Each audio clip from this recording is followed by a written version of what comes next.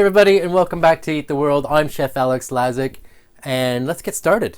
So today we're making something that's one of my favorite pastries, and it's something that's used as a base for other viennoiseries, which is pastries. This is a recipe I learned when I studied pastry at the Cordon Bleu, and it's a classic. So today we're making croissants.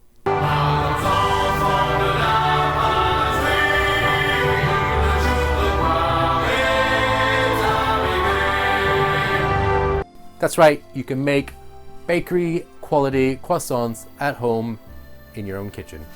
Where did croissants come from? That's a fantastic question. Let me elaborate. Here's a little history for you. So, in 1683, during the Ottoman siege of Vienna, legend has it that a baker working late at night heard the Turks tunneling under the walls of the city and alerted the military. The military collapsed the tunnel in on the Turks and eliminated the threat, saving the city. The baker baked a crescent-shaped pastry in shape of the Turks' emblem, the crescent moon, so that when his fellow Austrians bit into the croissant, they would be symbolically devouring the Turks. Fast forward a few centuries, Marie Antoinette, the let them eat cake. She didn't really mean cake. Marie Antoinette popularized the croissant in France by requesting that royal bakers replicate her favorite treat from her homeland in Austria. And then an Austrian artillery officer founded a Viennese bakery in Paris around 1839. This bakery served Viennese specialties including Kipfel, which later evolved into croissant, and the Vienna loaf, and quickly became very popular and inspired French bakers. The dough became lighter and more delicate, and throughout time, the Kipfel was developed into what is now known as the croissant. Fascinating. I love how a lot of classical French cooking has a history lesson buried in it somewhere. Anyways, let's get started. Okay, so we're going to start by making the dough. Rehydrate your yeast in some warm water, give it a good stir, add the flour, salt, sugar to the mixing bowl, and start mixing. Add warm water to this mixture along with your yeast. Temperature is important. You want the final resting temperature of your dough to be in the mid 20 degrees Celsius region for things to move along quickly and for the yeast to develop. Once that's had a few minutes to incorporate, add your softened butter and keep mixing until it's smooth and sexy. Depending on if you're doing this by hand or not, or the speed of your mixture, this could take up to 10 minutes. There's no rush in the mixture, just keep going until it's smooth and nicely formed and pulls away from the sides of the bowl. You can see here the texture of the dough that we're after. Form it into a nice ball, place it in your mixing bowl, and let's take a quick temperature and see if we're in the ballpark region. Beautiful, cover it and let's let it rest until it's at least double. Next, let's start shaping our butter. We want this to be a nice thin rectangle, so a Ziploc bag works pretty handy for achieving this. Even if it's slightly larger than what we want, like mine, you'll see that it works just perfectly. But there are a bunch of methods you can use to do this.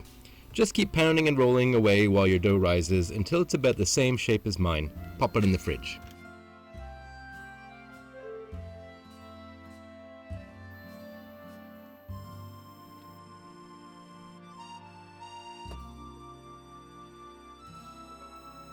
Okay, so back to the dough. You can see it's beautiful and risen perfectly. If yours isn't quite risen like this, I would recommend just be patient, keep it in a warm spot, and let's make sure that you start off with a good, nicely rising dough before we proceed. After that, we're going to stretch it into a rectangle and give it a couple of folds. So we're bringing in either end like so, then we're going to fold it in on itself again. And we're going to flip it over, lightly press it down into a rectangle shape and place it on some parchment. Wrap it loosely but covered well, we don't want it to dry out, and then we're going to put it into the fridge overnight and let it rest for some flavor to develop. Now the next day we're going to pull the dough out and we're going to start rolling it into a flat rectangle and we're going to start the laminating process. This is where things get serious. It helps first to press out the dough evenly, like I'm doing with my rolling pin here, then start rolling. We're going to want to roll it out so that it is the same width of the butter and about half its length. Give it a test like I'm doing while it's still in the bag. Try and keep the rectangle as true as possible for best results.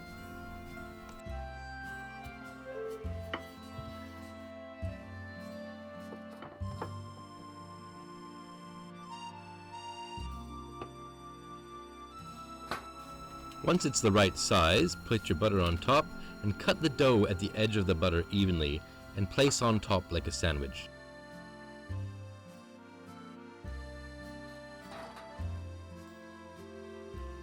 Flip it over and we will start rolling it out to do our first turn. Square it up and use the pressing and then rolling technique again to distribute the butter evenly.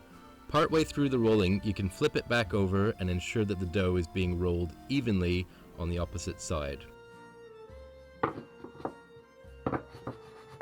Just off the middle and then fold over the other half and bring the centers together.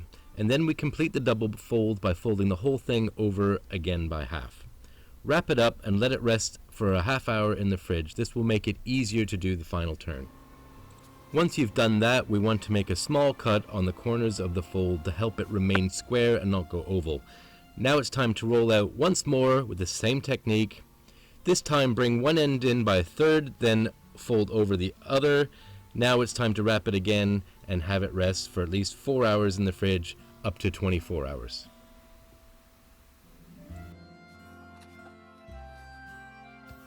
Okay team, time to start shaping. Again, same technique to roll it out. You want roughly a 10 by 20 inch sheet. Mine was a bit wider than that, but you should try to stick to the 10 inches or slightly less. I then marked out the width of my croissant on one side, and then measured out the middles of the croissant on the other side. I'd recommend taking a bit more care on this step than I did if you want it to be a bit more consistent on each croissant. But hey, I was happy with the results for something I haven't made in years. You can now use a pizza cutter and a straight edge to cut these perfectly, or if you want to use a knife, be very careful not to press too hard and dull your knife. Also, you don't want to scratch your surface. Bakers will often have a very dull knife hanging around just for this purpose. So go ahead and cut your croissant. Once they are cut, brush off the excess flour and start rolling them. You can cut a slit at the end to help make them slightly wider. But also use this technique if you're going to make them crescent shaped. But I left mine straight. I'll leave this step repeat a few times so you can watch from different angles. Also worth noting, I saved some of the scraps from the ends just to make some mini pain au chocolat. Okay, so preheat your oven to 400 degrees Fahrenheit or 200 Celsius. If they start to brown too quickly, you can just drop the temperature of the oven a little. I learned a couple of things making mine that you should bear in mind. Fan-assisted ovens will give you the best result. I used my motorhome oven and still got great results. However, I'd recommend making sure your croissants go into the oven cold before putting them in. Also, I'd recommend an aluminum or aluminium tray. I had this thin black tray, so made sure it went on top of a pan so the bottoms didn't burn, as I have a pizza stone layer in my oven. Pain au chocolat, I just used some dark chocolate I had in the cupboard, and this was fine. But they actually sell a specific product that is meant to be baked that is far better. But if you just want a bit of a novelty, this is fine. Just fold those over, and then it's time to egg wash or brush with milk, and then let them prove. Prove them in a warm place like your oven. You can use a misting spray bottle to create a humid environment. This will be perfect for keep them from drying out. They are when they are proved. I actually think they are ever slightly overproofed considering the oven I have, but they were still awesome. Bake until golden brown, and then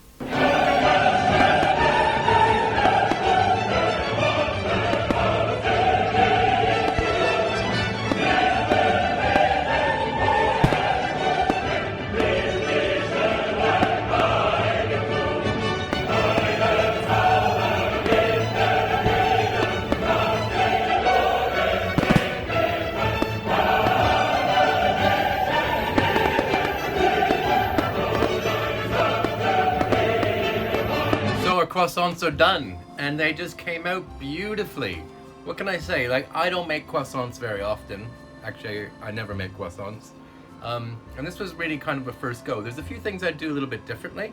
I would have made the end of the triangle, the broad end, not the point, just a little bit wider and maybe a little bit narrower. I just thought they were a bit bunched up in the middle. That's probably me more than the recipe, but just a mental note for next time. Just to make it a little bit wider and a little bit shorter, and that would just give me a perfectly shaped croissants. These are really good, don't get me wrong, just a little bit short and fat.